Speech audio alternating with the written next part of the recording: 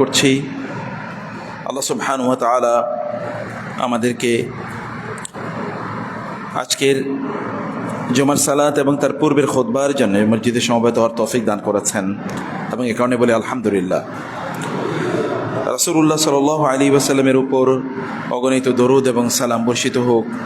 আল্লাহুম্মা সাল্লি ওয়া সাল্লিম ওয়া বারিক আলা নবিয়িকা মুহাম্মদ, আল্লাহুম্মা সাল্লি আলাইহি, আল্লাহুম্মা বারিক আলাইহি। সম্মানিত ভাইরা এবং বোনেরা, আজকাল আমরা বিভিন্ন ধরনের গুনার মধ্যে লিপ্ত হয়ে আছি, কিন্তু সবচেয়ে ভয়াবহ যে গুনাহ এর মধ্যে আমরা লিপ্ত হয়ে আছি সেটি হচ্ছে গোপন গুনাহ। কি গুনাহ? গোপন গুনাহ। গোপন গুনাহ তো বুঝতে পারছেন। গোপন গুনাহ মানে হচ্ছে এই গুনাহ যে গুনাহগুলো মানুষ গোপনে করে, কেউ দেখতে পাচ্ছে না, গোপনে সে সেই গুনাহগুলো করে যাচ্ছে। সেটি এমন যে আপনি যখন একাকী থাকেন তখন গুনাহ করেন, অথবা যখন ঘরের দরজা বন্ধ করে রাখেন তখন গুনাহ করেন, অথবা কেউ নাই, কেউ দেখছে না কোথাও এমন একটা জায়গায়, অথবা কেউ বুঝেও না বা কেউ বুঝতে পারছে না, কিন্তু এমন গুনাহ আপনি করে যাচ্ছেন। এইরকম ফলে দুই ধরনের গোপন গুনাহ হয়। একটা হচ্ছে যখন আপনি একাকী থাকেন, আরেকটা হচ্ছে এমন কিছু গুনাহ যেটা কেউ দেখে না বা কেউ বুঝে না, কেউ বুঝতে পারছে না, কিন্তু আপনি সেটি করে যাচ্ছেন। লোকেরা বুঝতে পারছে না যে আপনি এমন একটা গুনাহ করে যাচ্ছেন। যেমন পণ্যে ভেজাল দেয়া, আপনি যখন বিক্রি করেন তখন ভেজাল পণ্য আপনি বিক্রি করেন, লোকেরা বুঝতে পারছে না। আপনি 2 নম্বর জিনিস বিক্রি করছেন, অথবা আপনি দাম বাড়িয়ে বিক্রি করছেন, লোকেরা তো বুঝতে পারে না, কিন্তু আপনি কিন্তু ঠিকই গোপন গুনাহ করে যাচ্ছেন। আবার মানুষের চোখের আড়ালে কিছু গুনাহ, মানুষ জানলে দেখলে হয়তো বুঝতো, কিন্তু আপনি চোখের আড়ালে করছেন, এই কারণে মানুষ দেখছে না বা বুঝতে পারছে না।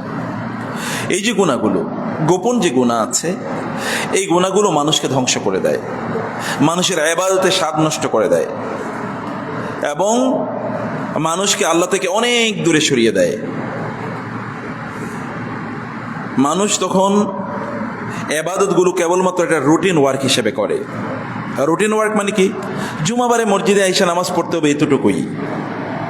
কিন্তু এই নামাজ তার মধ্যে কোনো পরিবর্তন তৈরি করে না। লোকটা নামাজ পড়ে তারপরে মিথ্যাবাদী, চোর, ডাকাত, অথবা নামাজের মধ্যে আল্লাহর স্মরণ তার বেশি নাই। ওয়ালা ইয়াযকুরুনাল্লাহা ইল্লা কালিলা, ইন্নাল মুনাফিকিনা ইউখাদিউনাল্লাহু ওয়া খাদিউহুম। আল্লাহ বলেছেন মুনাফিকরা আল্লাহকে ধোঁকা দেয়, অথচ তারা নিজেরাই ধোঁকা খাচ্ছে। কিভাবে? ওয়াইযা কামু ইলা সলাতি কামু কুসালা, নামাজ যখন দাঁড়ায় তখন তারা অলস। ইউরাউনান নাসা, মানুষকে দেখানোর জন্য নামাজ আদায় করে।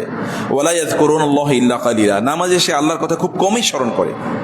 আপনারা দেখবেন, আপনি যখন নামাজে দাঁড়ান তখন অলস অলস ভাব লাগে কিনা, দ্রুত নামাজ পড়ে শেষ করে ফেললেন, দ্রুত মসজিদ থেকে বের হয়ে যাব, এইরকম যদি কোনো অবস্থা তৈরি হয় তাহলে বুঝতে হবে যে এই ব্যক্তির নামাজের মধ্যে মুনাফিকের নামাজের সাদৃশ্য আছে। নবীজি সাল্লাল্লাহু আলাইহি ওয়াসাল্লাম বলেছেন তিলকা সলাতুল মুনাফিকি, ওটা হচ্ছে মুনাফিকের নামাজ, ওটা হচ্ছে মুনাফিকের নামাজ। আপনি দেখবেন যে যখন লোকেরা খেলা দেখে অথবা যখন তারা গল্প করে তখন ঘন্টার পর ঘন্টা সময় চলে যায়, তার তখন কোনো মাথা ব্যথা থাকে না।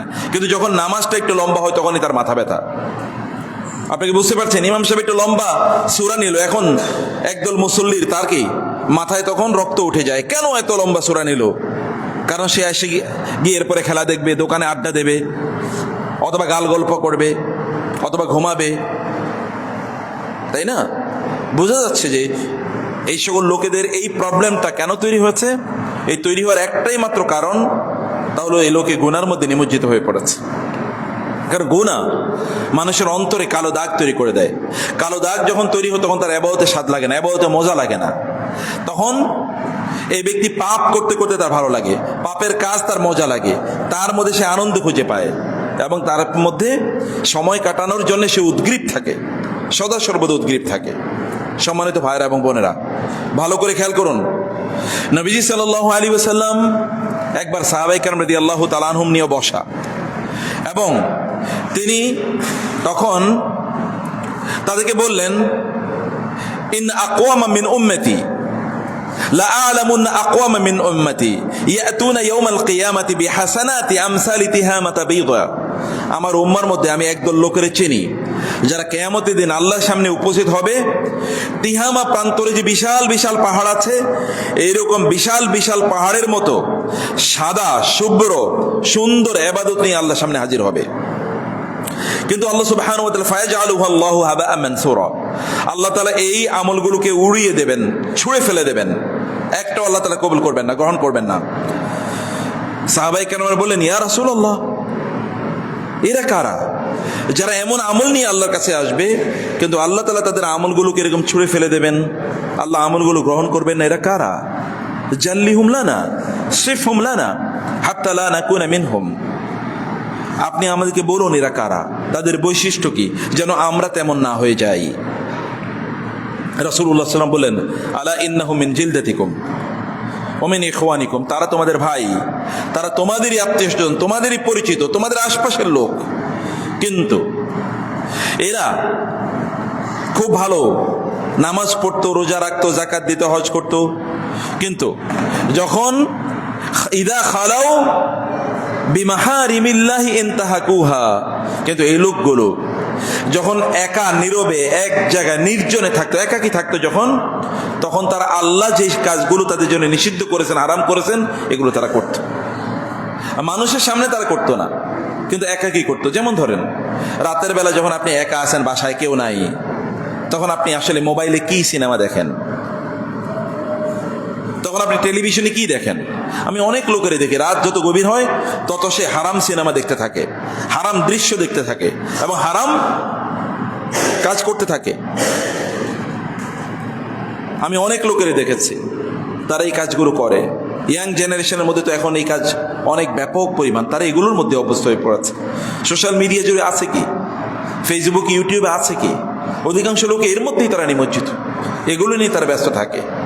তাহলে বোঝা যাচ্ছে যে শুধু এটা না, অন্যান্য জায়গায় দেখবেন দেদার সেই যে স্টার বিজ এই নামে বিভিন্ন ধরনের দেখবেন ম্যাগাজিন আছে, এগুলো বিক্রি হয়। এগুলো কারা কিনে? এগুলো কেনে কেবল হিন্দু, বৌদ্ধ, খ্রিস্টান, ইহুদি, নাস্তিক এরা কিনে, মুসলমানরা কিনে না। বিচিত্রা নামে যে সকল পত্রিকা পাওয়া যায়, এগুলো কারা কেনে? কেনে কারা? পর্নোগ্রাফি আপনারা জানেন, এই যে হারাম দৃশ্য, এই হারাম দৃশ্যগুলো সাইট, এগুলো কারা কেনে? এগুলো দেখে কারা? এই যে হারাম খেলা আছে এখন ইন্টারনেটে পাওয়া যায়, এগুলো খেলে কারা? খেলে এগুলো, জুয়া খেলে কারা? এই যে কাজগুলো তারা করে, এই সকল ব্যক্তিরা মূলত গোপন গুনায় নিমজ্জিত হয়ে আছে। আপনি হয়তো বলছেন, মনে করছেন প্রিয় ভাইরা বোনেরা, যে আমি গুনাহ করতেছি কেউ দেখছে না। কেউ যদি মনে করে আমি গুনাহ করছি কেউ দেখছে না, আল্লাহ দেখছে না, তাইলে এই ব্যক্তিটা কাফের হয়ে যাবে সাথে সাথে। আর কেউ তো মনে করে যে আমি গুনাহ করছি আল্লাহ তাআলা দেখতেছেন, তাতে কি আসে যায়, তাইলে এই লোকটা নাস্তিক হয়ে যাবে। এখন আমরা কোথায় আছি বলেন? আল্লাহ তাআলা কি দেখছেন না? ইস্তাগফিরুনা মিনান নাস ওয়া লা ইস্তাগফিরুনা মিনাল্লাহি ওয়া হুয়া মাআহুম ইয ইউবাইয়িতুনা মা লা ইয়ারদা মিনাল কওল ওয়া কানা আল্লাহু বিমা তা'মালুনা মুহীতা। আল্লাহ তাআলা বলছেন যে ইস্তাগফিরুনা মিনান নাস, তারা মানুষের কাছ থেকে গোপন রাখতে চায়, ওয়া লা ইস্তাগফিরুনা মিনাল্লাহ, কিন্তু আল্লাহর কাছ থেকে তারা গোপন রাখতে চায় না।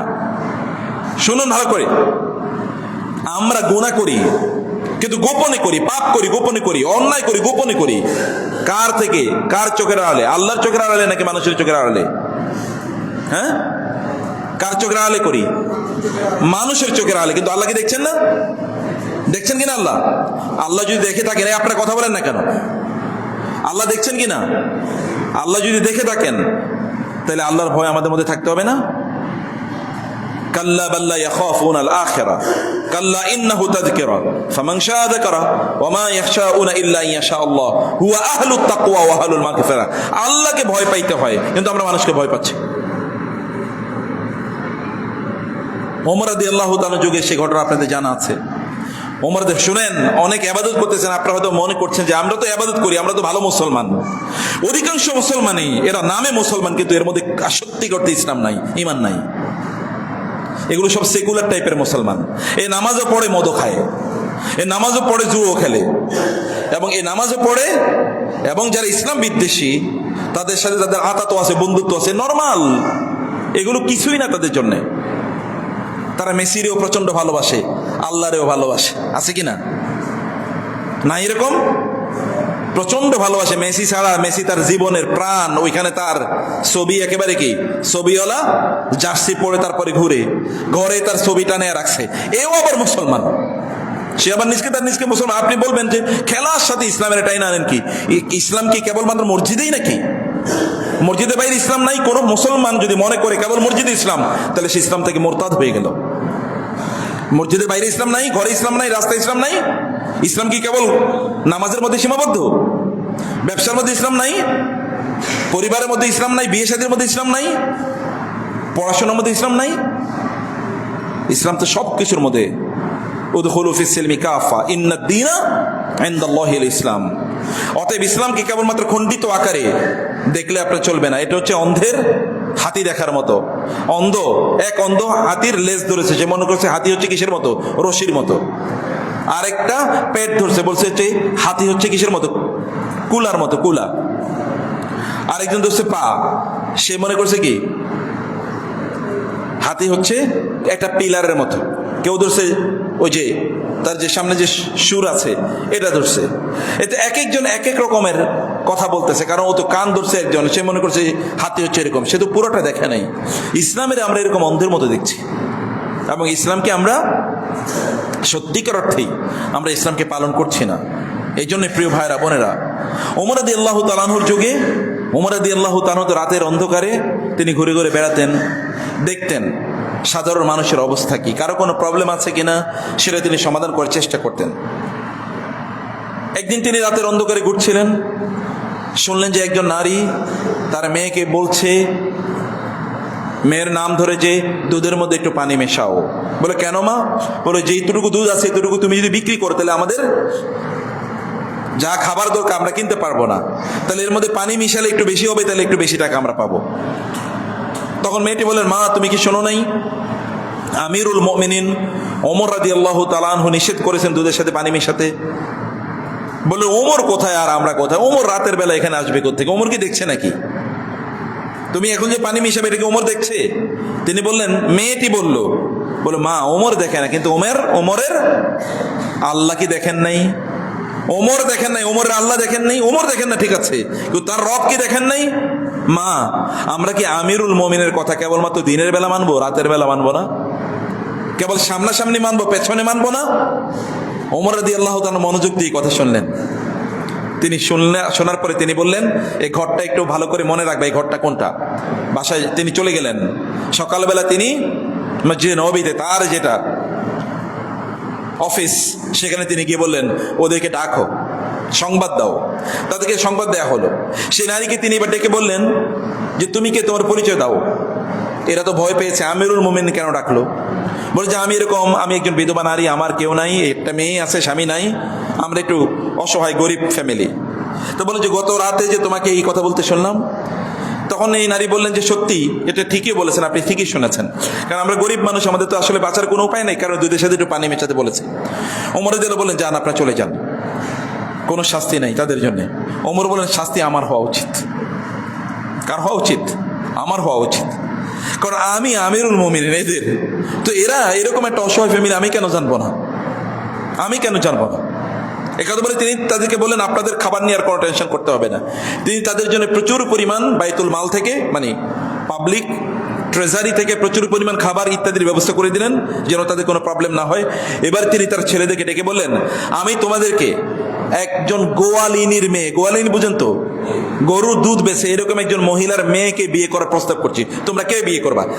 প্রেসিডেন্ট বলছে তার ছেলেদেরকে যে তোমরা এরকম একজন গোয়ালিনীর মেয়ে, গরিব, দুধ বেচা শুধুমাত্র চলে, এরকম একজন মেয়েকে তোমাদের কাছে বিয়ে দেওয়ার প্রস্তাব করছি, তোমরা কেউ বিয়ে করবা? কারণ হলো, কেন প্রস্তাব? তোমরা বলতে পারো যে কেন এরকম গোয়ালিনী মেয়েকে আমাদের বিয়ের কথা বলছেন?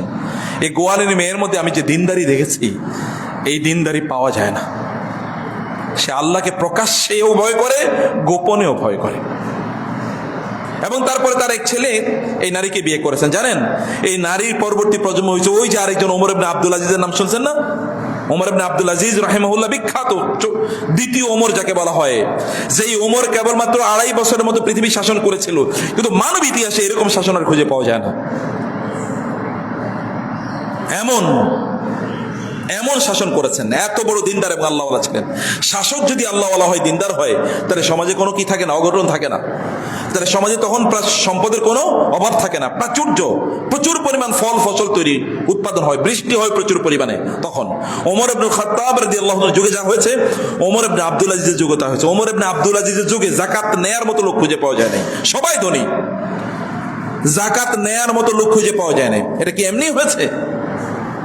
ওই যে একজন নারী গোয়ালিনী, আমরা আমাদের মধ্যে গোপন গুনার প্রবণতা আছে, অথবা আমরা গোপনে আল্লাহকে ভয় পাই না, আর আমাদের সন্তানগুলো আল্লাহ আল্লাহ হবে, দিনদার হবে, অথবা আমাদের পরবর্তী প্রজন্ম থেকে আল্লাহর ওলি বের হবে, এটা কেমনে আপনারা প্রত্যাশা করেন? এটা আশা করা দুরাশা। এই ওমরেরই ছেলে, তার নাম আব্দুল্লাহ ইবনে ওমর, আপনি জানেন রাদিয়াল্লাহু তাআলা আনহুমা। আব্দুল্লাহ ইবনে ওমর একবার তিনি রাস্তা দিয়ে যাচ্ছিলেন মরুভূমিতে, দেখলেন এক কৃষক, এক বালক, সে বালক মেষ চালাচ্ছে, মেষ চড়াচ্ছে, মেষ বা ছাগল চড়াচ্ছে, মানে ছাগল বকরি এগুলো মাঠে ঘাস খাওয়াচ্ছে। তিনি তাকে বললেন, এই বকরিটা আমার কাছে বিক্রি করো। বলে, আমি কি বকরির মালিক নাকি আমি আপনার কাছে বিক্রি করবো? আমি তো কৃতদাস, এবং এগুলো আমার মালিকের, এগুলো আমি পাহারা দিয়ে রাখি, আমি তো আমানতদার, আমি বিক্রি করতে পারবো না, তো আমার বিক্রি করার কোনো অথরিটি নাই। বলে, ঠিক আছে, তুমি আমার কাছে বিক্রি করে এরপরে মালিকের বলবা যে নেকড়ে বাঘ এটাকে খাইয়ে ফেলছে, তুমি কিছু এক্সট্রা টাকা পাবা। তিনি বলেন কি, ফাইন আল্লাহ, আল্লাহ কই তাহলে? আল্লাহ কোথায়? আল্লাহ কি দেখবেন না এটা? আমি মালিকের মিথ্যা বললাম, কিন্তু আল্লাহ দেখবেন না? আল্লাহর কাছে আমাকে জবাবদিহি করতে হবে না? এটা একটা কৃতদাস। আমাদের ছেলে মেয়েরা কি এতটুকু অনুভব তাদের আছে? একটা কৃতদাস বুঝতে পারেন খেয়াল করে, আমাদের আছে কিনা? একটা ছেলে ভালো, আমাদের যুবকদের অবস্থা কি বলেন? এই যে ইয়াং জেনারেশন যারা আছে, কালকে রাতে কিভাবে কাটাইছে বলেন? গত রাত তাদের কিভাবে কাটছে? আজকে সকালটা কিভাবে কেটেছে বলেন? বলছে আমি যে আমার মনিবকে গিয়ে বললাম, আমি তো তার পক্ষ থেকে আমানতদার, আমি তাকে গিয়ে যদি বলি আমি তাকে মিথ্যা বললাম, কিন্তু আমার রবকে আমি কিভাবে উত্তর দেব? আব্দুল্লাহ ইবনে ওমর এটা শুনেই তিনি কেঁদে দিলেন। তিনি এখান থেকে চলে গেলেন, গিয়ে বলেন ওর মালিককে একটু খবর নাও। খবর নেওয়া হলো, তিনি মালিকের কাছে গিয়ে বললেন যে আমি আপনার এই যে কৃতদাস, ওকে আমি কিনতে চাই। এবং তিনি চড়া দামে তাকে কিনে নিলেন। তাকে কিনে তিনি বিক্রি, মুক্ত করে দিলেন, স্বাধীন করে দিলেন, যাও তুমি স্বাধীন। এবং তাকে বললেন যে তুমি এতটুকু আমানতদারিতা যার মধ্যে আছে, এতটুকু দিনদারিতা যার মধ্যে আছে, এতটুকু আল্লাহর ভয় যার মধ্যে আছে, সে কারো কৃতদাস থাকা উচিত না। তাকে মুক্ত করে দিলেন তিনি। একজন কৃতদাসের মধ্যে যদি এতটুকু অনুভূতি থাকে, রাসূলুল্লাহ সাল্লাল্লাহু আলাইহি ওয়াসাল্লাম মক্কা থেকে মদিনায় হিজরত করে যাচ্ছিলেন, এর মধ্যে মক্কা থেকে মদিনায় তিনি হিজরত করে যাচ্ছিলেন। এই অবস্থায় সেখানে আবু বকর রাদিয়াল্লাহু তাআলা সহ একটা জায়গা দিয়ে তিনি যাচ্ছিলেন, সেখানে আবার তাদের খাবারের পিপাসা লেগেছে, একটু দুধ দরকার। তখন ওই যে আরেকটা কৃতদাস এবং কালো নিগ্র ছোট চিকন একটা বালক, সে ওই বকরিগুলো সেখানে চারণ করছে। তিনি তাদেরকে, আবু বকর রাদিয়াল্লাহু তাকে গিয়ে বললেন যে আমাদেরকে একটু দুধ দেব না? বলে, আমার এখানে তো দুধ দেওয়ার মতো নাই, আমার এখানে কোনো বকরি দুধ দেওয়ার মতো নাই। বলে, ওই যে ওই বকরিটা, বলে ওইটা তো দুধ দেয় না, ওটা তো দুধ নাই। বলে, তুমি যদি পারমিশন দাও তাহলে এখান থেকে আমরা দুধ দহন করি।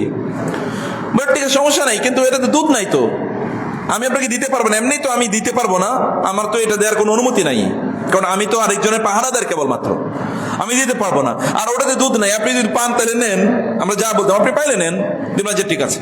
তিনি গিয়ে রাসূল সাল্লাল্লাহু আলাইহি ওয়াসাল্লাম কেবল ওই বকরি কিন্তু দুধ দেয় না, ওর কোনো দুধ এখনো তৈরি হয় নাই, তার নিচে এরকম হাত দেওয়ার পরে তার ওলানটা দুধে পূর্ণ হয়ে গেল। রাসূলের মুজিজা এটা। এবার আবু বকর রাদিয়াল্লাহু আনহু দুধ দহন করলেন, দুধ দহন করে রাসূলকে আগে খেতে দিলেন। দুধ ভর্তি হয়ে গেছে গামলা, তিনি আগে খেলেন, এরপরে আবু বকর খেলেন, এরপরে ওই আব্দুল্লাহ ইবনে, ওই যে শিশু, যুবক, এই যুবকের এটা দিয়ে দিলেন, তুমি খাও। বলে, আপনি কে?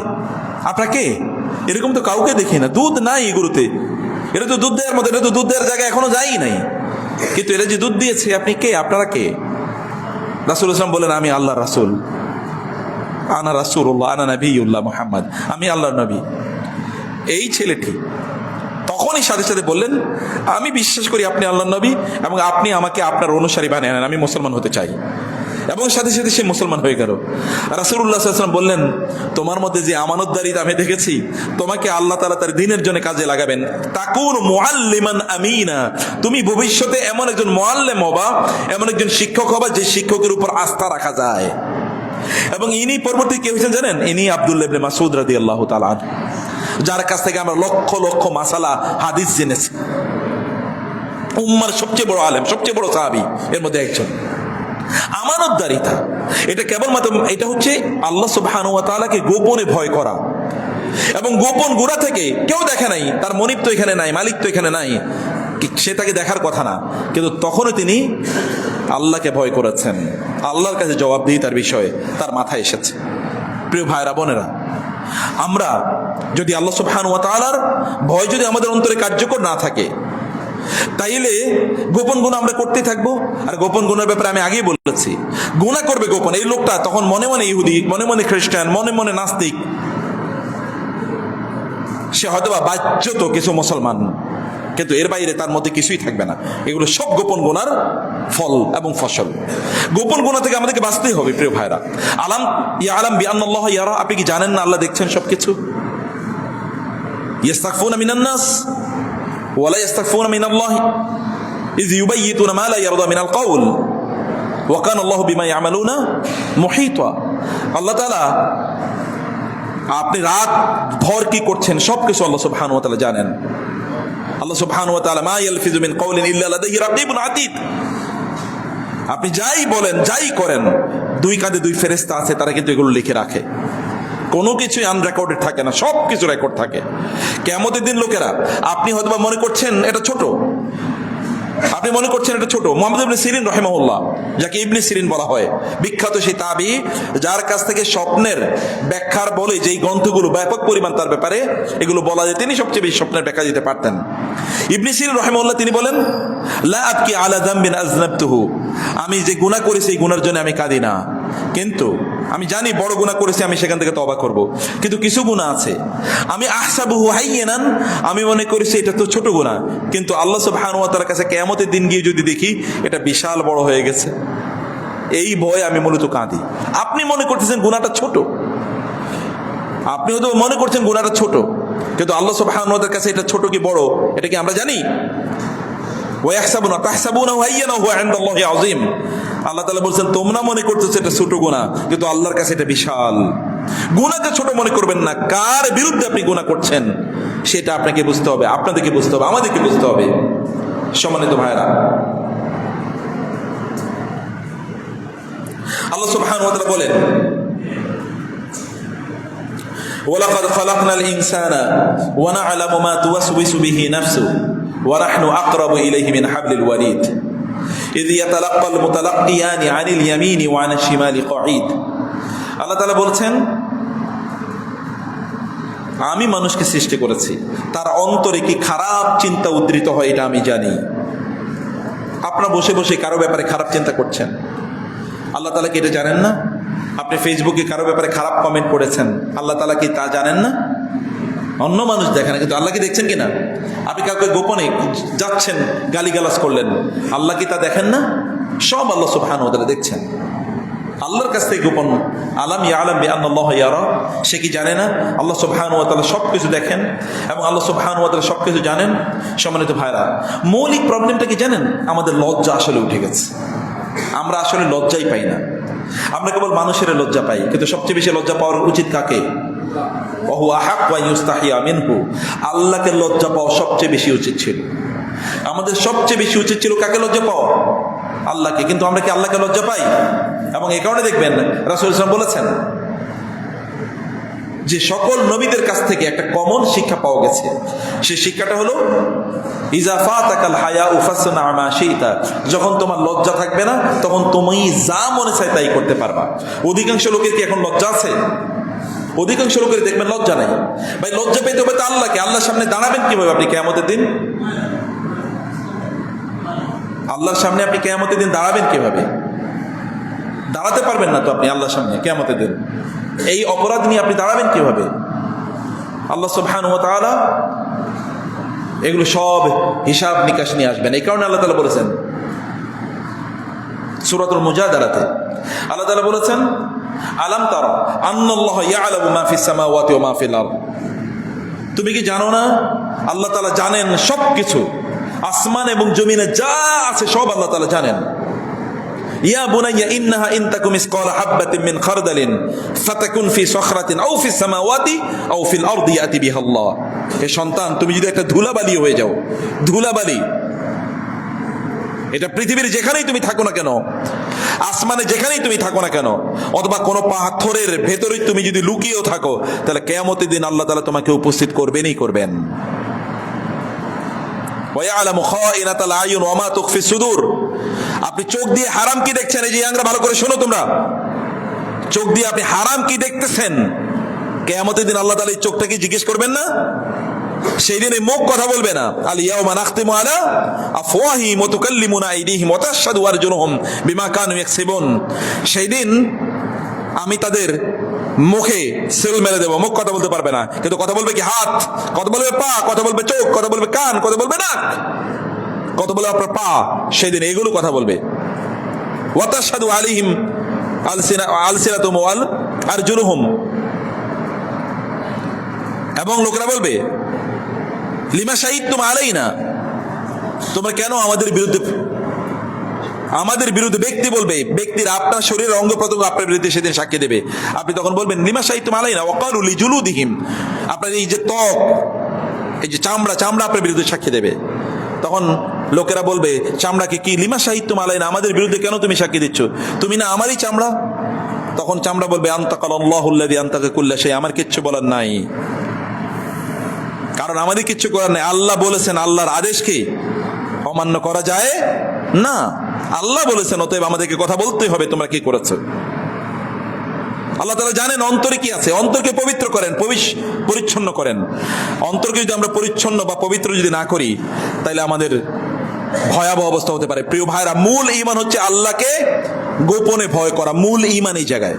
ওউজলিফাতিল জান্নাতুল লিল মুত্তাকিনা গায়রা বাঈদ, আল্লাহ তাআলা বলেন মুত্তাকি যারা আল্লাহকে গোপনে ভয় করে, এই সকল ব্যক্তিদের জন্য জান্নাত একেবারে নিকটে নিয়ে আসা হবে।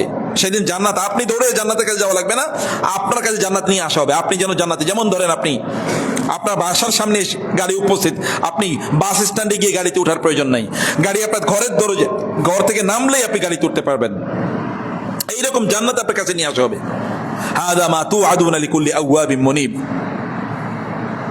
লিকুল্লি আওয়াহিম মুনিব। আল্লাহ সুবহানাহু বলেছেন যে এটা তোমাদেরকে যে ওয়াদা আল্লাহ তাআলা দিয়েছিলেন, যারা আমার কাছে বারবার ফিরে আসছে, এই সকল ব্যক্তিদেরকে আমি যে ওয়াদা দিয়েছি সেটা হচ্ছে এই জান্নাত। মান খাশিয়ার রহমান বিল গায়ব, যে ব্যক্তি আল্লাহকে ভয় করত গোপনে, আল্লাহকে গোপনে ভয় করত। প্রকাশ্যে আল্লাহকে ভয় করা খুবই সহজ, মসজিদে আসলেন, নামাজ পড়লেন, দাড়ি আছে, টুপি আছে, পাঞ্জাবি আছে, এটা খুবই সিম্পল কাজ, এটাকে কঠিন মনে করেন না, এটা খুবই সহজ। কিন্তু গোপনে আল্লাহকে ভয় করা অনেক কঠিন। গোপনে যারা আল্লাহকে ভয় না করতে পারে তাদের ঈমানই নাই। কাল্লা বাল্লা ইয়াখাফুনাল আখিরা, আল্লাহ বলেছেন এদের তো ঈমানই নাই, কারণ এরা আখিরাতের প্রতি তাদের বিশ্বাস নাই। অতএব গোপন এই ভয়, এটি অত্যন্ত গুরুত্বপূর্ণ। রাত যখন গভীর হয় তখন একদল লোকের পাপ বাড়ে না কমে?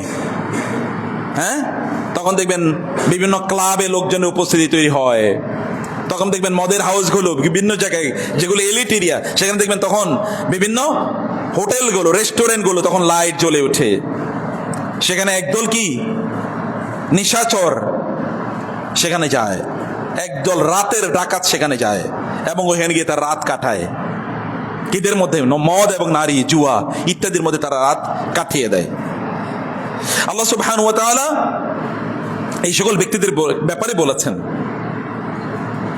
যে এই সকল ব্যক্তিরা সত্যি করতে আল্লাহ তাআলাকে ভয় পায় না, আল্লাহ সুবহানাহু ওয়া তাআলা তারা ভয় পায় না। মান খাশিয়ার রহমান বিল গায়ব, যে এইরকম কেউ দেখে না তখন আল্লাহকে ভয় পায়। ওয়াজা বিকলবিন মুনিব, সে এমন একটা অন্তর নিয়ে আল্লাহর কাছে আসে যেটা হচ্ছে কি মুনিব। উদখুলুহা বিসালাম, যাও, যেহেতু দুনিয়ায় তুমি একটা শান্তির মতো জীবনযাপন করেছো, আখিরাতে তুমি শান্তির সাথে সাথে জান্নাতে প্রবেশ করো। উদখুলুহা বিসালাম যালিকা ইয়াউমুল খুলুদ, এখানে তুমি যে প্রবেশ করবে আর এই জান্নাত থেকে তোমার কখনোই বের হতে হবে না। প্রিয় ভাইরা, সে কারণে বলছি যে রাতের যখন অন্ধকার হয় তখন আপনার পাপের মাত্রা যদি বেড়ে যায় তাহলে বুঝবেন আল্লাহ অলরেডি শেষ। রাত আল্লাহ সুবহানাহু ওয়া তাআলা দিয়েছেন বিশ্রামের জন্য আর আল্লাহর ইবাদতের জন্য। ওয়া মিনাল লাইলি ফাতাহাজ্জাদ বিহি নাফিলাতাল লাক, রাতের একটা অংশ তুমি আল্লাহর ইবাদতের জন্য নির্ধারণ করো। এই যে পোলাপেন গত রাত, আমি আগেও বলছি, গত রাত খেলা দেখে দেখে মাস্তি মাউজ করছে, এখন নামাজে নাই। এটা অনুমোদন দিয়েছে কে? এটা দেখার অনুমোদন দিয়েছে কে? এই তাদেরকে ভালোবাসা, তাদের ফ্ল্যাগ উড়ানোর এই অনুমোদন কে দিল? এদের নিয়ে কথা বলার এই অনুমোদন কে দিল? আল্লাহ নিয়ে কোনো কথা নাই, আল্লাহ রাসূল নিয়ে কোনো কথা নাই, কোনো আলোচনা নাই। এরা আল্লাহকেও চেনে না, আল্লাহ রাসূলকেও চেনে না, কিচ্ছু জানে না এরা। কিন্তু এরা ওগুলো নিয়ে প্রচন্ড বেশি জানে। এই সকল লোকেরা এই সকল খেলোয়াড়দেরকে যতটুকু চেনে, আল্লাহ রাসূলকে ততটুকু তাও চেনে না। ওরা জানে খেলোয়াড় কোন দিক দিয়ে বল পাস দেয়, কিন্তু আল্লাহ রাসূলের একটা সুন্নাহ ওরা জানে না। এরা তো মুসলমানদেরই সন্তান, তো খ্রিস্টান এবং ইহুদি অথবা নাস্তিকদের মধ্যে এদের পার্থক্য কি? What is the difference between them and him?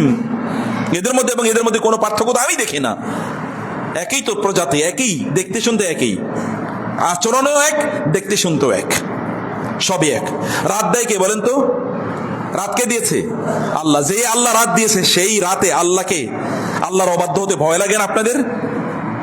যিনি রাত দিয়েছেন সেই রাতে তাকে কিভাবে আপনারা অমান্য করেন, তার বিরুদ্ধে পাপাচার কিভাবে করেন?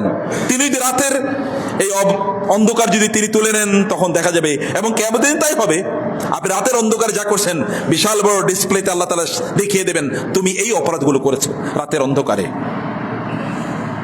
আল্লাহকে ভয় করুন, সাবধান, আল্লাহ সুবহানাহু ওয়া তাআলাকে ভয় করুন। এবং এই কারণে আনাস রাদিয়াল্লাহু তাআলা বলতেন, আপনি পাপটাকে, ছোট ছোট পাপকে কিছু মনে করছেন, ইয়াকা মুহাক্কারাতিল যুনুব, রাসূলুল্লাহ সাল্লাল্লাহু আলাইহি ওয়াসাল্লাম বলেছেন তোমরা যে পাপগুলোকে তুচ্ছ মনে করছো এই ব্যাপারে সাবধান থাকবা, সাবধান, পাপকে তুচ্ছ মনে করো না। রাসূলুল্লাহ সাল্লাল্লাহু আলাইহি ওয়াসাল্লাম বললেন কারণ এগুলো তুহলিকু অথবা ইন্নাহাল মুহাল্লিকাত, এগুলোই তোমাদেরকে শেষ করে দেয়, ধ্বংস করে দেয়। আনাস রাদিয়াল্লাহু তাআলা আনহু বলেছেন ইন্নাকুম লাতা'লামুনা আমালান হিয়া আদাক্কু ফি আইনিকুম, তোমরা কিছু কাজ করে এগুলো তোমরা খুবই মিনাশ-শার, তোমরা চুলের চেয়েও পাতলা, এগুলোকে মনে করো কিছুই মনে করো না, পাপ করে যাচ্ছ। ওয়া কুননা নাউদ্দুহা ফি আহদি রাসূলিল্লাহি সাল্লাল্লাহু আলাইহি ওয়াসাল্লাম মিনাল কাবাইরি, আমরা রাসূলের যুগে এগুলোকে কবিরা গুনাহ মনে করতাম, কবিরা গুনাহ। ওমর রাদিয়াল্লাহু তাআলা আনহু কেবলমাত্র রাসূলুল্লাহ সাল্লাল্লাহু আলাইহি ওয়াসাল্লামের কাছে আসলেন এবং তাওরাতের 2-3টা পাতা তার হাতে ছিল। তাওরাত তো আসমানি কিতাবই, 2-3টা পাতা, এটা তো বই, এতটুকু নিয়ে এসেছিলেন। রাসূলুল্লাহ বললেন তোমার হাতে এটা কি? বলে তাওরাতের পাতা ইয়া রাসূলুল্লাহ। তিনি প্রচন্ড ক্ষিপ্ত হয়ে গেলেন, আমি কি তোমাদের কাছে যথেষ্ট পরিমাণ ইসলাম নিয়ে আসি নাই? যথেষ্ট পরিমাণ শরীয়ত নিয়ে আসে নাই? আমি যা নিয়ে এসে তা কি তোমাদের জন্য যথাযথ না, যথেষ্ট না? তোমাদেরকে আবার তাওরাত পড়তে হবে? এখন আমরা তো কোরআন মাঝে মাঝে পড়ি, ইসলাম মাঝে মাঝে পড়ি, আর পুরাটাই কি পড়েন? তো বলেন আপনারা কি পড়েন? আপনাদের বাচ্চারা স্কুল কলেজ ইউনিভার্সিটিতে পড়ে কি? আল্লাহ রাসূল হলে কি বলতেন? কি বলতেন তিনি? যদি রাসূল বলতেন তাহলে কি হতো? তার সামনে হলে কি হতো?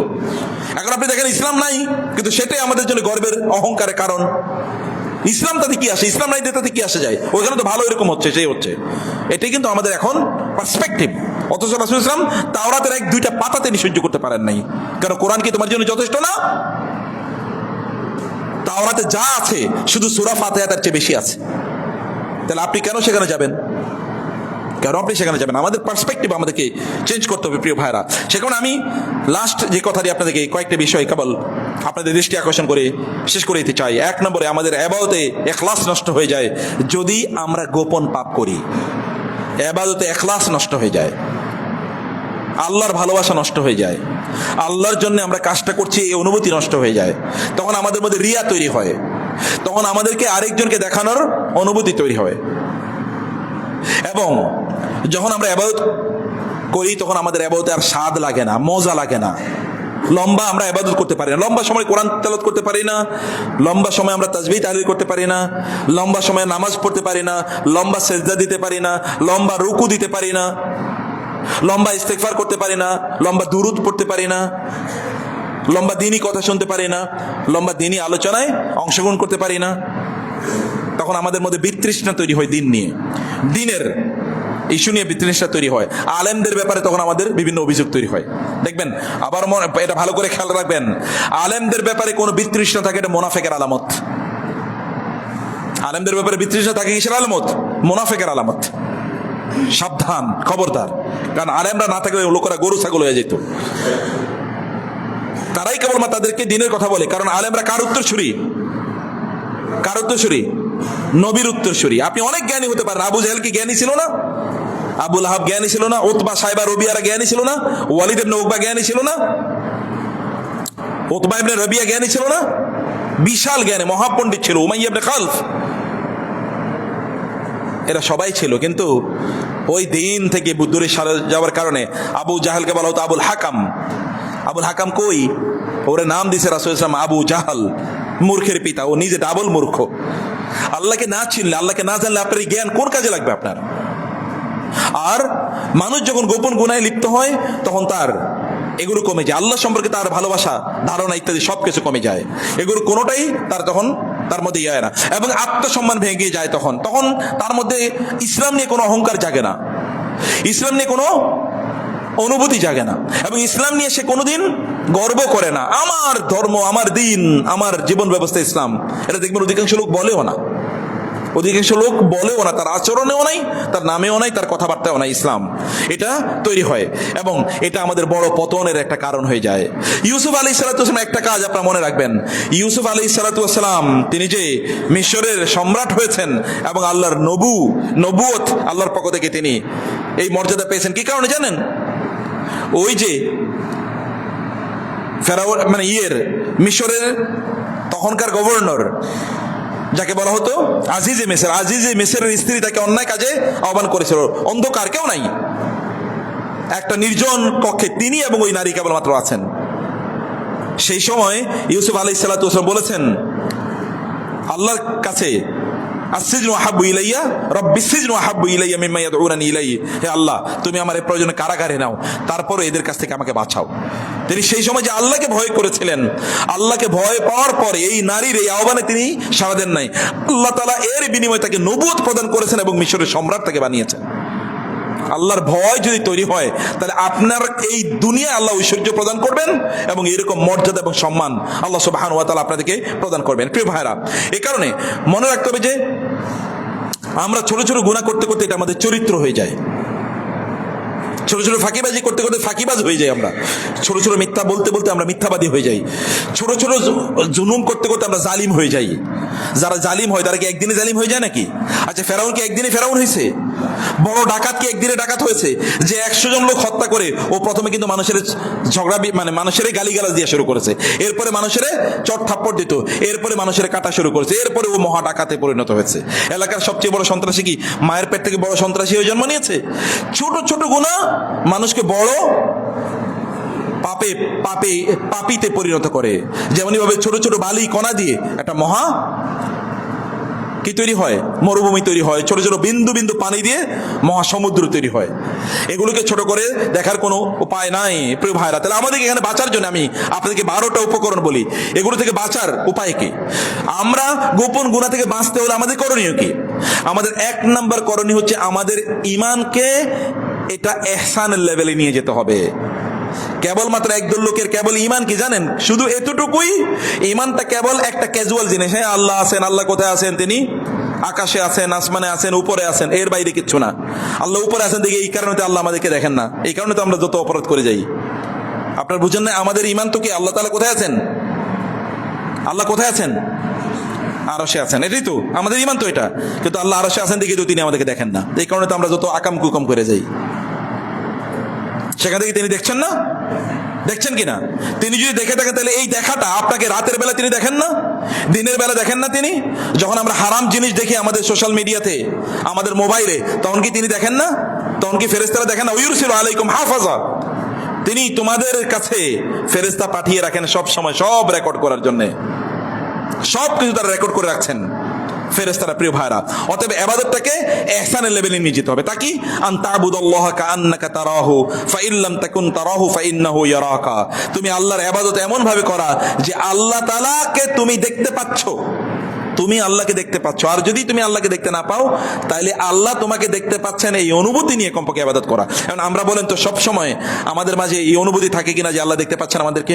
No, in most of the cases we don't forget, we don't remember it, we forget it. অধিকাংশ ক্ষেত্রে আমরা এটা মনেই রাখি না। আপনারা জানেন কিয়ামতের দিন 7 শ্রেণীর লোকদেরকে আল্লাহ তাআলা আরশের নিচে ছায়া দেবেন। এর মধ্যে 2 শ্রেণীর লোক কারা জানেন? ওয়ারাজুলুন যাকারাল্লাহ খালিয়ান ফাফাদাত আইনা, এমন লোক যারা আল্লাহর কথা মনে করতো যখন সে একা থাকতো। ভাই, মানুষের সামনে মুনাজাত দিয়ে কান্না করা খুবই সহজ, মানুষের সামনে লেকচার দেওয়ার সময় কান্না করা খুবই সহজ, কিন্তু যখন আপনি একাকী তখন কান্না করা আল্লাহর সামনে, এইটাই মূলত কান্না, এটাই মূলত খাউফ, ভয়, তাকওয়া। এবং রাসূলুল্লাহ সাল্লাল্লাহু আলাইহি ওয়াসাল্লাম বললেন যখন সে একাকী থাকে তখন সে আল্লাহর কথা স্মরণ করে তারপরে তার ফাফাদাত আইনাহু, তার চোখ থেকে পানি পড়ে। এবং 2 নম্বর কি জানেন? 2 নম্বরে এই যে 8 শ্রেণীর লোক, যাদেরকে 7 শ্রেণীর লোক যাদেরকে আল্লাহ তাআলা কিয়ামতের দিন ভিআইপি বানাবেন, এর মধ্যে আরেক লোক হলো যাদেরকে ওয়ারাজুলুন দাআতহু ইমরাতুন যাতু হাসবিন ওয়া জামাল, খুবই সম্ভ্রান্ত, খুবই ধনী এবং খুবই সুন্দরী কোন নারী কোন এক লোকের ডাকলো অপকর্ম করার জন্য, তখন সে বলল ইন্নী আখাফুল্লাহ, আমি আল্লাহকে ভয় পাই। এখন আপনি বলেন, ওইখানে আপনি এখন দুনিয়ার হয়তো কোনো সুন্দরী নারী আপনার ডাকে না, কিন্তু এখন ইউটিউবে এরকম সুন্দরী নারীরা এসে হারাম দৃশ্য বা তাদের শরীর প্রদর্শন করে, এগুলো দেখে না মুসলমানদের যুবকেরা? পৃথিবীতে যত পর্নোগ্রাফি আছে এর অধিকাংশ দেখে হলো মুসলমানরা, এবং বেশি দেখে মুসলমান দেশগুলো, পাকিস্তান, বাংলাদেশ, ইন্দোনেশিয়া, আরব বিশ্বগুলো, এইগুলো অধিকাংশ দেখে এগুলো মুসলমানরা। অথচ আল্লাহ তাআলা বলেছেন কি করার জন্য? তার চোখকে হেফাজত করার জন্য। ভালো করে শুনতে, আমার কথাটা কি বুঝতে পারছেন আপনারা? তাহলে 1 নম্বর কাজ কি বলেছি? আমাদের ইমানটাকে ইহসানের লেভেলে নিয়ে যাওয়া। শুধু ইমানের লেভেলে রাখলে বাঁচতে পারবেন না। ইমান মানে আমি বলছি শুধু তাসদীক, কেবল অন্তরে বিশ্বাস, হ্যাঁ আল্লাহ দেখছেন, আল্লাহ দেখছেন, এর অ্যাপ্লিকেশন কই? শুধু বিশ্বাস করলে লাভ হবে? আল্লাহ তাআলা কি শুধুমাত্র আল্লাযিনা আমানু বলেছেন, ওয়া আমিলুস সালিহাতি বলেন নাই? আমল কই? ইমান তো আবু জাহলও চিন্তা করতো আল্লাহ তাআলা তো কি সব সৃষ্টি করেছেন, কিন্তু ওর কাজে লাগে নাই এটা। অতএব এই আবু জাহল টাইপের ইসলাম আর ইমান হইলে কোনো কামে লাগবে না। আবু জাহলরা কিন্তু হজমরা করতো, এগুলো করলে কোনো কাজে লাগবে না। প্রিয় ভাইয়েরা, বাইতুল্লাহ যখন নির্মাণ করেছে তখন ওইখানকার অনেক লোক আছে তারা টাকা দিত না, এই ভয়ে যে আমার এই টাকাটা তো হালাল না, আমি আল্লাহর ঘর বানানোর জন্য এটা দিতে পারি না, ওই ভয় ওদের মধ্যে ছিল, কিন্তু ওই ভয় তাদেরকে মুসলমান বানায় নাই। তাহলে 1 নম্বর কাজ হচ্ছে আল্লাহ আমাদের ইমানটাকে ইহসানের লেভেলে নিয়ে যাওয়া। ইহসানের লেভেল মানে হচ্ছে আপনি অনুভব করেন যে আল্লাহ সব দেখছেন এবং সব রেকর্ড করে রাখছেন।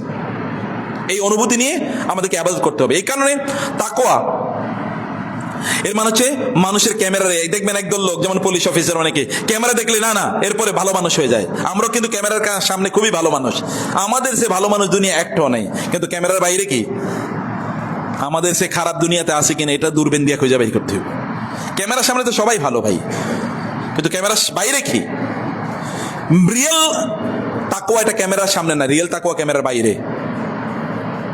2 নম্বর বিষয় হচ্ছে একাকিত্বকে নিয়ন্ত্রণ করুন। এই যে পোলাপাইন ভালো করে শোনেন, ইয়াংরা ভালো করে শুনুন, তোমরা যারা এটা ভালো করে শোনো,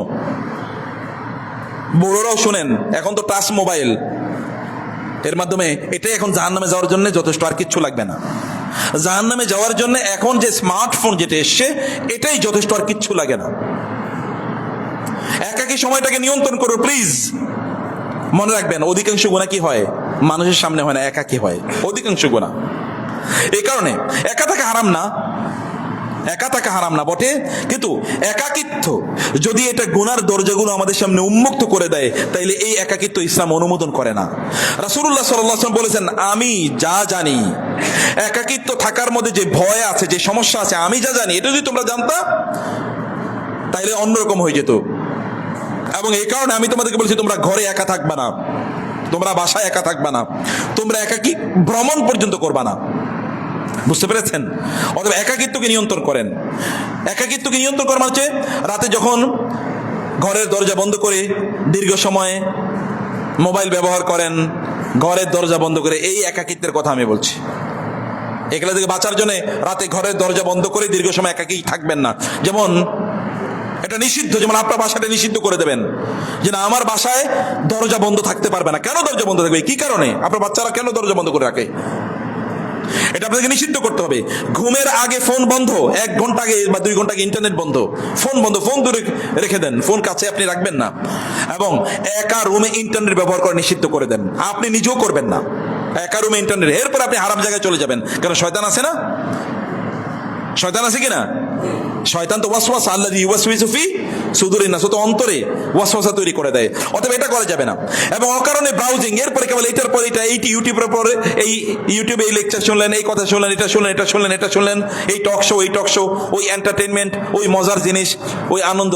এখন দেখবেন ইউটিউবে সবচেয়ে বেশি কোন ভিডিওগুলো মানুষ বেশি দেখে জানেন? যেগুলো পলিটিক্যাল টক শো, মারামারি লাগিয়ে দিতে দেখবেন, এটাই দেখে। আসলে কেন মারামারি হইলো? আপনার এই মারামারি কেন দেখতে হবে? তাহলে তো আপনি নিজেও মারামারি শিখলেন, আপনার এটা দেখার তো প্রয়োজন নাই। লা ইউহিব্বুল্লাহুল জাহরা বিসসুই মিনাল কাওলি, আল্লাহ তাআলা বলেছেন হারাম, খারাপ কথাকে আল্লাহ অনুমোদনই করেন না, এটা আল্লাহ পছন্দই করেন না। আর আমরা সেটা দেখতে যাই। আর হলো কিছু এন্টারটেনমেন্ট, এন্টারটেনমেন্ট বুঝেন তো, আনন্দ ফুর্তি করে কিছু ভিডিও করে না, এগুলো দেখবেন এখন ভাইরাল, এবং এগুলি মানুষ দেখে, এবং এই মুসলমানরাই দেখে। আমি তো অন্যদের কথা বলছি না, আমি অমুসলিমদের কথা বলছি, আমি আপনাদের কথা বলছি। আপনার এগুলো সবচেয়ে বড় খরিদ্দার, এগুলো বন্ধ করে দেন।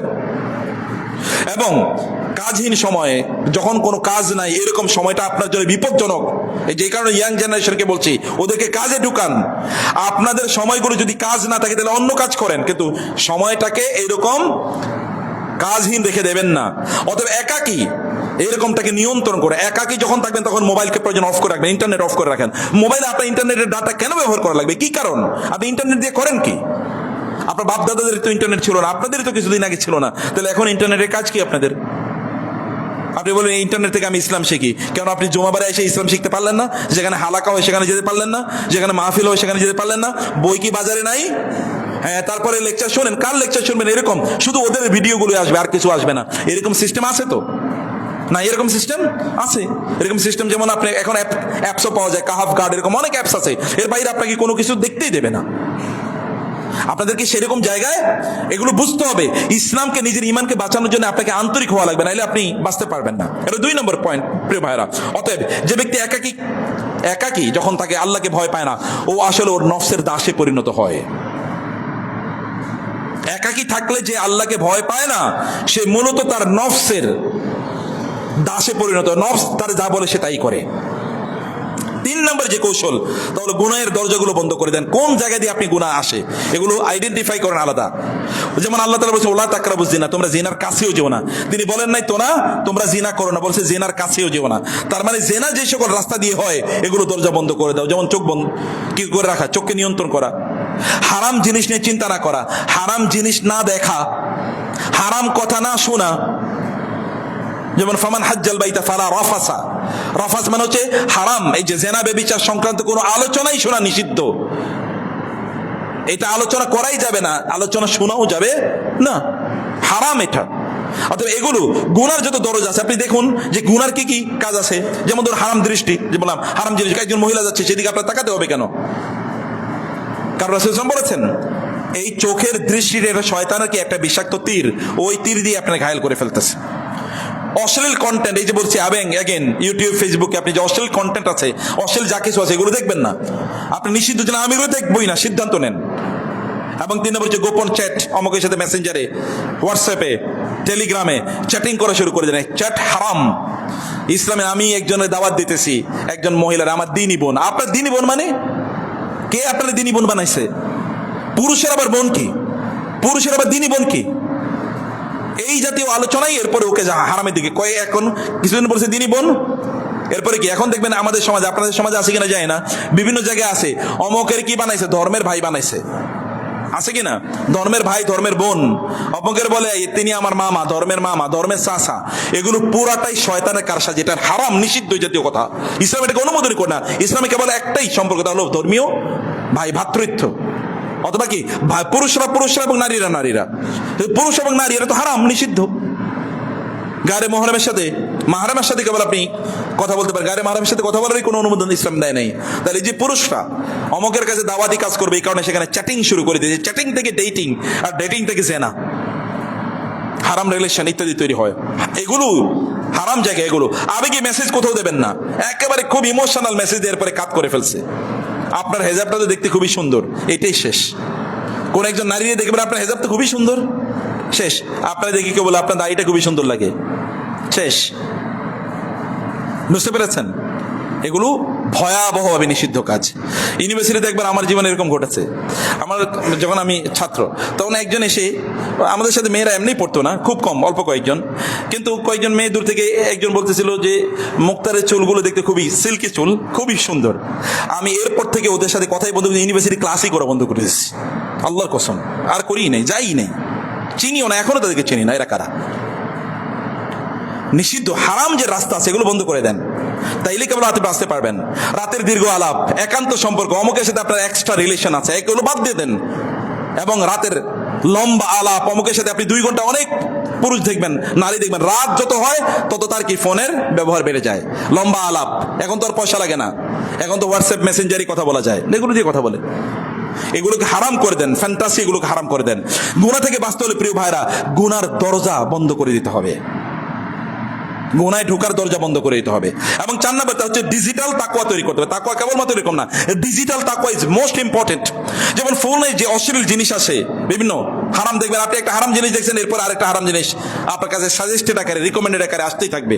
এগুলো দেখা বন্ধ করে দেন, তাইলে বাঁচতে পারবেন। প্রয়োজন ছাড়া সোশ্যাল মিডিয়া, ইন্টারনেট অনই করবেন না, একান্ত প্রয়োজন। ঠিক আছে, একটা ফোন করা লাগবে, আচ্ছা একটা লেকচার শোনা লাগবে, শেষ, বন্ধ, আর কোনো কিছু চলবে না।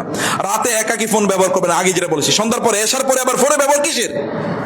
নিষিদ্ধ করে দিতে হবে এটা একেবারে। ব্রাউজার অথবা যেগুলো অ্যাপস আছে, এগুলোকে ফিল্টারিং করার যে মেকানিজম, যেমন এর আগে আমরা কিছু অ্যাপসের কথা বলেছি, এগুলো পাওয়া যায়, সার্চ দেন, সার্চ দিলে এগুলো ইনস্টল করে আপনাদের মোবাইলে, তাহলে আপনারা বেঁচে যাবেন, হারাম জিনিস থেকে বেঁচে যাবেন। স্ক্রিন টাইম, আপনার ডিভাইসে কতটুকু সময় কাটান, দৈনিক আপনি বলেন যে আমি 1 ঘন্টা বেশি ডিভাইসে সময় কাটাবো না, ব্যাস, এটা সিদ্ধান্ত নেন।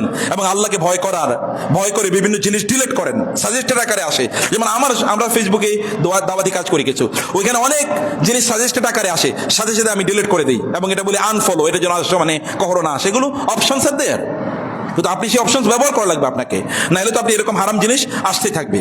এবং হারাম কন্টেন্টের যত উৎস আছে এগুলো আনফলো করে দিই, যেটা আমি বলেছি। ফোন হাতে থাকলে কোনো সমস্যা নাই প্রিয় ভাইরা, কিন্তু সমস্যাটা হলো ফোন যদি আপনার নফসের হাতে চলে যায়।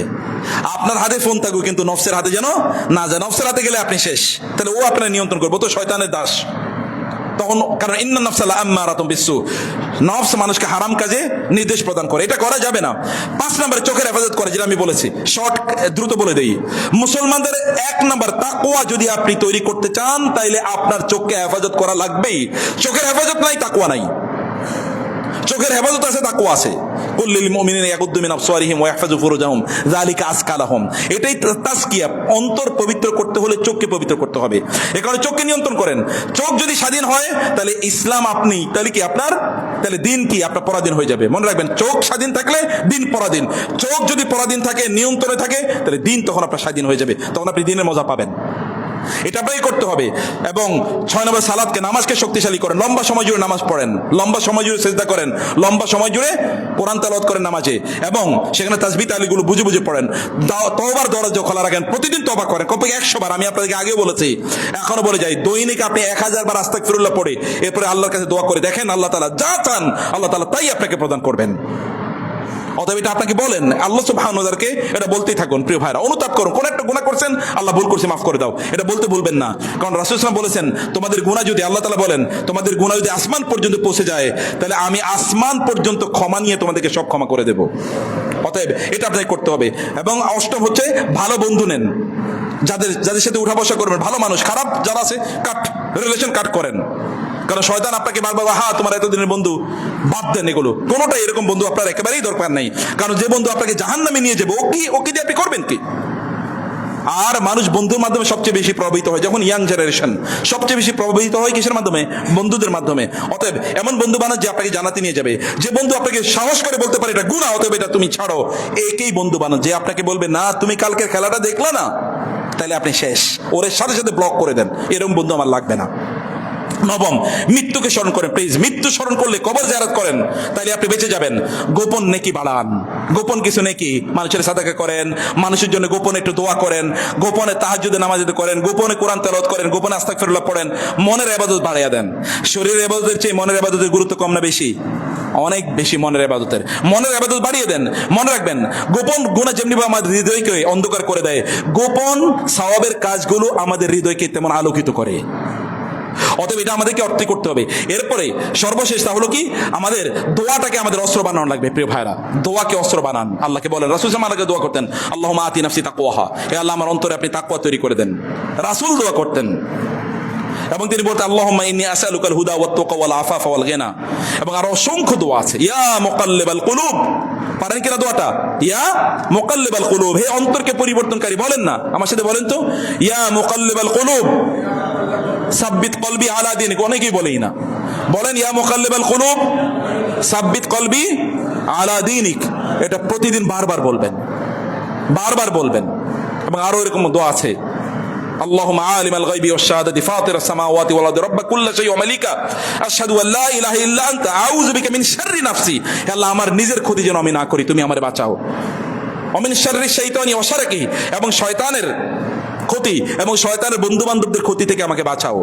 ওয়া আন আকতারিফা আলা নাফসি সু, আল্লাহ আমি যেন আমার নিজের পাপে নিজে জড়িয়ে না যাই, তুমি আমারে বাঁচাও। আল্লাহকে যেরকম দোয়া রাসূল করতেন, আও আজরহু ইলা মুসলিমিন, অথবা কোনো মুসলমানের ক্ষতি যেন আমি না করি। হে আল্লাহ, তুমি আমাদের অন্তর তাকওয়া দিয়ে পূর্ণ করে দাও, গোপন গুনাহ থেকে তুমি আমাদেরকে বাঁচাও এবং আমাদের ঈমানকে তুমি সুরক্ষা প্রদান করো। আমিন। আকুলু কাওলি হাযা ওয়াস্তাগফিরুল্লাহ লি ওয়া লাকুম ওয়া লিসাইরিল মুসলিমিন ফাস্তাগফিরুহু ইন্নাহু হুয়াল গফুরুর রহিম।